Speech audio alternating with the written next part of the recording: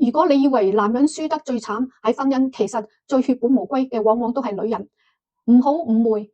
唔好娶呢種女人，唔係講緊男人輸咗，係講緊當一個女人失去真實、失去自強，佢先至喺婚姻入邊輸得最徹底嗰個。有冇發現，當女人太委屈、太用力、太想迎合對方嘅時候，最後輸到永遠都係自己啊！第一種就係最血本無歸嘅狀態，失去真實。當你日日戴住個面具，抑壓情緒，裝乖裝乜都得，你會慢慢唔知自己係邊個。而當你唔見咗真實嘅自己嘅時候，對方亦都自然會唔尊重你，因為真實是一個女人最大嘅底氣。第二種就係女人輸到清光嘅時候，往往都係失去幽默嘅鬆弛。當你過分緊張、過分敏感、過分內耗嘅時候，你個心越嚟越硬，越嚟越攰，越嚟越猛整。但當真正有魅力嘅女人嘅時候咧，係懂得輕鬆，懂得微笑，懂得以柔制剛，鬆弛嘅能量本身就有吸引力嘅。第三種就係最危險咧，就係失去自洽。你越想證明自己越愛啊，你就會越慌張越不安。當你真心相愛嘅時候，我本來就值得被愛嘅，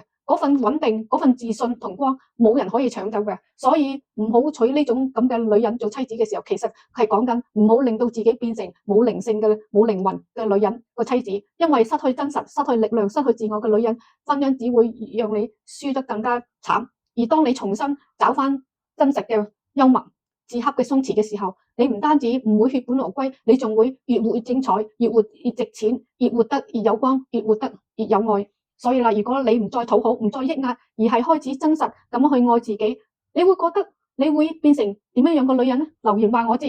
我係 Monica，關注我，下個視頻見。